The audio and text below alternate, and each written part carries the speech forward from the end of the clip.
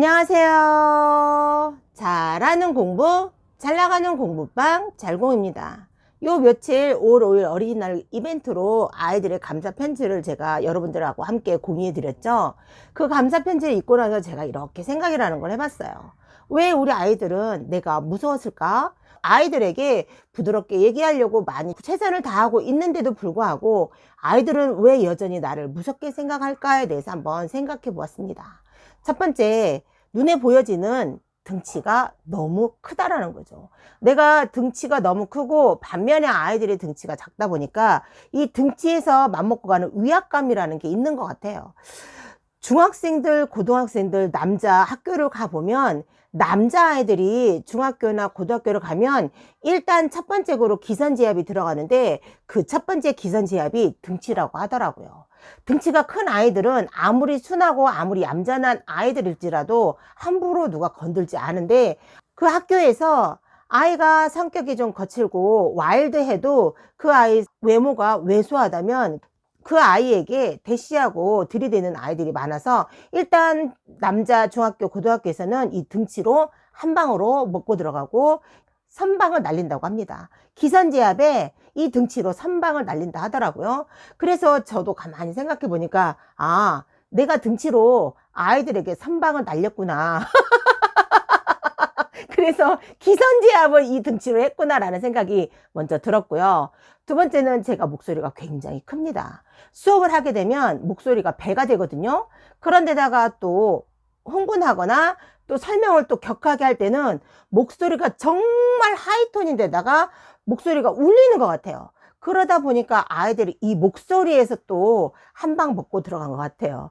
선방을 먼저 날렸네요. 등치에서 선방 먼저 날리고 목소리조차 크고 울리다 보니까 아이들에게 이렇게 보여지는 데에서 먼저 위압감을 느끼고 무서움으로 다가온 것 같아요. 그럼 그 외에 또 뭐가 있을까라고 제가 생각을 해보았는데 단호함인 것 같아요. 내가 맞는 건 맞고 틀린 건 틀리고 이건 이렇고 저건 저렇고 이렇게 너무 단호하고 체계적으로 하다 보니까 이거를 체계가 잡히지 않고 어느 정도 공부하는 루틴이 없는 아이들은 너무 규칙적이고 너무 단호하고 너무 정확하다 보니까 여기에서 또 아이들에게 또 위압감을 느끼고 무서움으로 다가온 것 같아요. 그러면 내가 또 그 외에 또 무엇 때문에 우리 아이들은 나를 무서워할까라고 제가 생각을 해봤어요. 그럴 때 제가 저 어렸을 때 기억이 탁 나더라고요. 저희 집은 아빠가 굉장히 엄하고 무섭거든요. 엄마도 만만치 않으셨어요. 그런데 저는 성격이 굉장히 와일드해 가지고 부당한 걸 어릴 때도 참지를 못했죠. 그래서 제가 7살, 5살 때도 어린 나이에 내가 부당하다고 생각하면 그게 어른이든 친구든 언니 오빠든 누구에게나 그걸 대항을 했던 것 같아요. 그랬을 때 제가 엄마한테도 많이 대들었거든요. 제가 엄마한테도 많이 대들고 엄마가 틀렸어, 엄마가 잘못한 거야 막 이렇게 얘기를 하니까 어느 날 엄마가 부치깽이를 들고 저를 쫓아오더라고요. 잘못했다고 말하면 안 때린다고. 그런데 저희 동네가 동그랗게 생겼거든요. 이렇게 마을 주변으로 길이 이렇게 있으면 이 주변으로 집이 이렇게 있었어요. 나는 잘못한 게 없는데 엄마가 나한테 잘못했다고 비를 하니 엄마는 그게 잘못된 거야 하고 엄마한테 막 대들었더니 엄마가 이렇게 부치깽이를 들고 저를 쫓아오는 거예요. 네가 잘못했다고 말하면 내가 안 때릴게, 말해. 엄마가 이렇게 얘기를 하는 거예요. 나는 잘못한 게 없다고, 엄마가 잘못했다고 그랬더니 엄마가 부치깽이를 들고 막 쫓아오는 거예요. 이 동네를 한 5, 6바퀴 돈 것 같아요. 어린 나이인 저는 5, 6바퀴를 돌아도 지치지 않는데 엄마는 부치깽이를 들고 저를 붙들러 쫓아왔는데 3바퀴를 돌지 못하시고 포기하시고 집에 들어가셨습니다. 저희 친정아버지도 진짜 엄청 엄하고 무서우셨거든요. 그래서 아무도 우리 아버지한테는 함부로 하는 사람이 없었어요. 그런데 저희 가족들, 식구들 모두 저희 아버지를 엄청 무서워했는데 저도 물론 무서웠죠. 클 때는. 저도 클 때는 역시 무서웠지만 그럼에도 불구하고 저는 틀린 건 틀리다고 말하고 옳지 못한 건 옳지 못하다고 말하고 정의롭지 않다는 건 정의롭지 못하다고 아빠한테 많이 대들었던 것 같아요. 혼나더라도. 그런데 제가 결혼을 딱 해보니까 이 결혼하는 시댁의 문화가 확 다른 거예요. 이 결혼해서 새로운 가족을 들어갔는데 이 가족은 아무도 아버님한테 틀렸어요라고 말하는 사람이 아무도 없는 거예요. 아빠 그게 아니에요 이렇게 말하는 사람이 없고, 아빠 그거는 이렇게 하는 거예요 라고 말하는 사람도 없는 거예요. 오로지 아버님이 말하면 그게 법이고 그게 진리인 거죠. 그게 틀리고 옳지 못함에도 불구하고 다 모두들 따르더라고요. 그리고 뒤에서 수근거려요. 그런데 저는 앞에서 옳지 못하다고 말하지 못하면서 뒤에서 수근거리는 걸 너무 못 참겠더라고요. 그래서 물어봤죠. 왜 그러냐고. 그랬더니 아버지가 너무 무서워서 감히 입이 떨어지질 않는다는 거예요. 모두들 무서워하고 아버님이 뭘 어떻게 해볼 것 같아서 무서워서 말도 못 거고 입도 빵긋 못하는 그런 아버님을, 저는 우리 아버님이 화내고 소리 지르시는 게 마음의 상처는 있었죠. 마음의 상처는 될지언정 그렇게 무섭지가 않더라고요. 그때는 무섭지는 않지만 아버님이 하시는 말씀이 참 마음에 가슴에 맺히기도 하고 서운하기도 하고 불긋불긋 내 마음속에서 이 대들고 싶은 마음이, 이 용기가 막 이렇게 올라오는 걸 우리 신랑의 절대적인 말림으로 20년을 참아왔거든요. 지금도 여전히 그 성격이 변함이 없으신데 20년이 지금 이 시간에 저희 아버님을 제가 이렇게 보면 하시는 게 너무 귀여우시고 너무 다보인 거예요. 아이고 또 그러시는구나 하고, 아버님이 어떤 행동을 할지 어떤 제스처를 취할지 내가 그거에서 어떻게 대항할지에 대해서 너무 잘 알고 있기 때문에 일에 무서움도 없고 오히려 웃음이 가끔 나올 때가 있거든요. 그런데 지금도 여전히 나머지 식구들은 그 무서움에 두려움에 있어서 함부로 아니요 잘못됐어요 아빠 그건 아니에요 라고 말하는 사람은 지금도 없어요. 저밖에 없는 것 같아요. 지금의 저는 얘기를 하는데 예전에는 말을 못했거든요. 근데 저는 얘기를 해요. 아니면 아니다고, 틀리면 틀렸다고. 그런데 그렇게 말하는 사람은 저밖에 없어요. 참 나쁜 년이죠.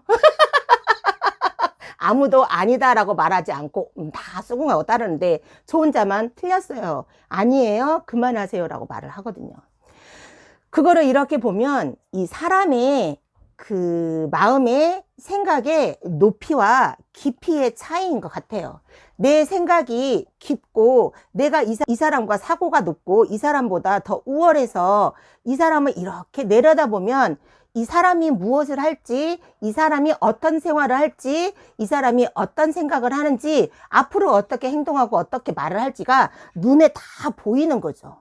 그리고 이 상대방이 무슨 말을 하더라도 내가 상처받지 않는 법을 알고, 그 상대가 내가 어떤 얘기를 할지라도 상처가 되는 말을 해도 내가 그걸 받아들이고 나한테 이제는 상처가 되는 게 아니라, 예전에는 그 말들이 꽂혀서 내 마음속에 상처가 되고 많이 힘들었었는데 지금에 와서는 내가 성장하고 내가 발전했거든요. 내가 성장하고 발전해서 위에서 내려다 보니까 아무리 무슨 말을 해도 그 말이 상처가 되지 않고, 그 말들을 내가 가져와서 또 그거를 내 걸로 해석해서 내 방식으로 해석해서 나의 관점을 바꾸다 보니까 상처가 되지 않고, 그리고 그게 무섭지가 않고 두렵지가 않더라고요. 이게 생각과 사고와 마음의 깊이와 높이 차이인 것 같아요. 내 생각과 사고가 깊이가 높고 깊다면 다른 사람을 내려다보고 상대를 내려다볼 수 있는 내가 높이가 되고 깊이가 된다면 그 어떤 것도, 그 어떤 말도, 그 어떤 행동도 무섭지 않고 두렵지가 않거든요. 그런데 내 사고와 내 생각과 내 깊이가 낮고 깊을수록 상대에 의해서 내가 영향을 받기 때문에 오히려 내가 무섭고 두렵고 그리고 내가 겁이 나는 거죠. 그래서 우리는 내가 상대에 영향을 미치지 않고 나답게 생활하고 나답게 해석하기 위해선 나를 성장시키고 나를 발전해야 할 필요가 있는 것 같아요. 그러므로 인해서 나를 지키고 나를 살아가는 법을 알아가는 거죠. 상대가 어떤 말, 어떤 행동을 할지라도 절대 상처받지 않거든요. 그럼 과연 나답게 살기 위해서는 어떻게 해야 되고, 상대방으로부터 상처를 받지 않고 상대에게 내가 영향력을 받지 않기 위해서는 내가 어떻게 해야 될까요?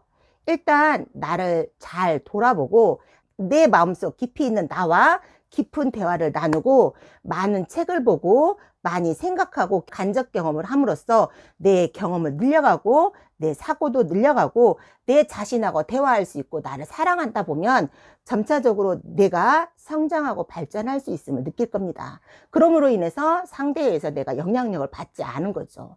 상대로부터 내가 영향력을 받지 않기 때문에 상처가 없고 그리고 내가 무섭지 않고 두렵지가 않은 거죠. 무슨 일을 해도 상대방으로부터 영향력을 받지 않고 두렵지 않고 무섭지 않고 항상 나답게 살아갈 수 있고 모든 걸 내 관점으로 또 사고 전환을 할 수 있는 그런 능력이 생기는 것 같아요.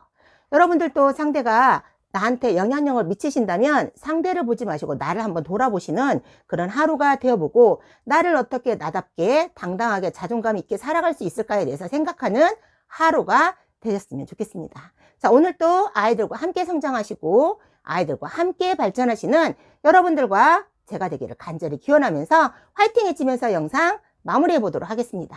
오늘도 화이팅!